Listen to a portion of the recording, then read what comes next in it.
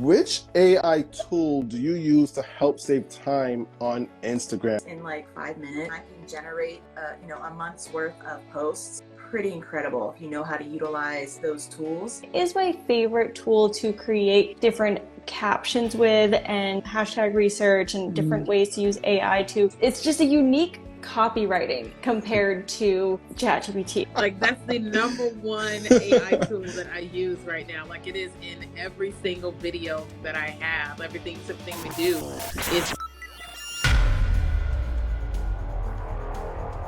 Today we are joined by Jenn and Keenya in regards to what would be an AI tool that you would recommend. Which AI tool do you use to help save time on Instagram? It's still ManyChat. Because, like that's the #1 AI tool that I use right now. Like, it is in every single video that I have. Everything we do is ManyChat. But the second tool, if I had to choose a different tool, it would be StreamYard. And StreamYard, because what has happened now with StreamYard is that not only can I stream on all the platforms, including like today, I was live, and I was live on my Facebook business page, personal page, my Facebook group, Instagram, TikTok, LinkedIn, YouTube, and Twitter, all at the same time from the one tool. And they also have it to where now you can do vertical live streams.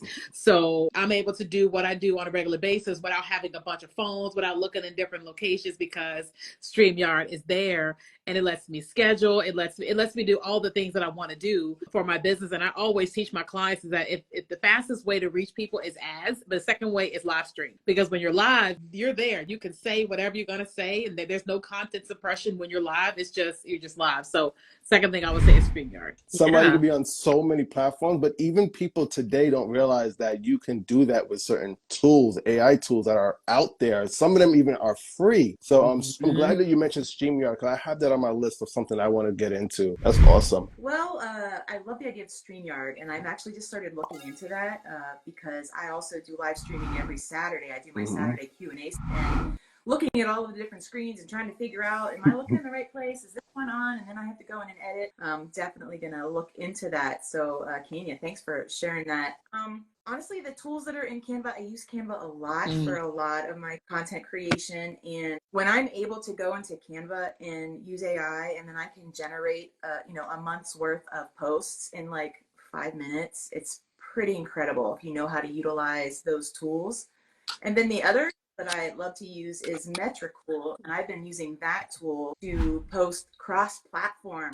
Oh my gosh, that saved me so much time. I can't even. When I started a year ago doing this business, I would literally post individually to every single account every single day. And I'm like, how do people sustain this? Like, how am I going to do this how long? My husband's like, are you going to do this for the rest of your life until you retire? I don't know if I'm going to last a week. Like, this was a lot of work. But like using those tools that you can find out there that you only have to do it once and then it does the work for you, that's like the most incredible thing if you can discover those. And like you said, Heston, like so many of those tools are free. You don't have to go for the premium version right away. You want to try out those AI tools, give it the go on the free version first. And then if you really like it and it really makes a difference, the tool's going to pay for itself in the long run. Absolutely. I actually was going to say Canva as well, because there are just so many different ways to use AI within Canva, and it's very user friendly. It's very straightforward. Also, being able to create a lot of content at once. The repurposing tool inside of there is so cool. It's, basically how I use ChatGPT to repurpose different Instagram posts into blogs. You can do right inside of Canva, or newsletters, or different social media platforms. Really user friendly to do it that way and have that like base for your starting point for that next piece of content. I usually do go in and change some things around to optimize it and make it a little different, but it's a great starting point and less work that I have to do. I would say that I also do use Metricool sometimes as well. So that's one of my favorites too. But I would say Flick is my favorite tool to create different captions with and to do different hashtag research and different ways to use AI to, find that it's just a unique copywriting compared to ChatGPT. I enjoy the way that it gives the answers much more. So I like Flick for captions or different copywriting parts in my marketing. But my choice might be surprising because my choice is actually Instagram. There are actual AI features on Instagram. Now, they are nowhere near as powerful as what everybody else on the screen just suggested. I mean, the other ones that you guys mentioned, much more powerful. Instagram is just putting their toes in the water in regards to AI. And there are certain features that you can find that you should have access to. And I want to highlight one. It's called Backdrop. It's specifically for your IG stories. And what it does is you put up a photo as if you were posting an IG story. But when you use the backdrop feature, it takes you or any human that's in the photo and it gets rid of the background. And then you could put a prompt and you could change the scene in the background. And if you want an example, I actually use it today in my latest reel. The cover image is not real. It's just me in my office right here. But I use the prompt, I think I'll use winter, and it's a nice snowy background.